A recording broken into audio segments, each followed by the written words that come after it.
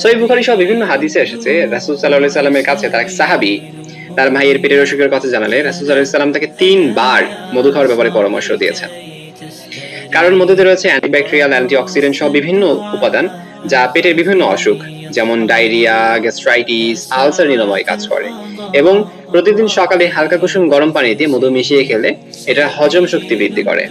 ইমাম শাফিঈ রাহিমাহুল্লাহ বলেছেন, প্রতিদিন মধু খেলে এটা স্মৃতিশক্তি বৃদ্ধি করে এবং এতে রয়েছে ভিটামিন বি, সি, আয়রন সহ বিভিন্ন এলিমেন্ট যা চুলের খুশকি দূর করে এবং চুলকে মজবুত এবং ঝলমলে করে। ক্ষততে হালকা মধু মিশালে তা জীবাণু থেকে রক্ষা করে এবং খুব দ্রুত ক্ষতকে শুকিয়ে নতুন স্কিন জন্মাতে সাহায্য করে। সর্দিজনিত বিভিন্ন সমস্যার জন্য যেমন ফুসফুসে কাশি, সর্দি, এক্ষেত্রে হালকা কুসুম গরম পানির সাথে মধু এবং কালো জিরা এবং লেবুর রস মিশিয়ে খেলে ফুসফুসে কাশি এবং সর্দি দূর হয়। এবং মধুতে রয়েছে অ্যান্টিঅক্সিডেন্ট যা ত্বকের টক্সিন দূর করে এবং ত্বকের প্রদাহজনিত বিভিন্ন সমস্যা থাকলে মধু বেশ উপকারী হিসেবে কাজ করে। سبيل الدموع سبيل مريح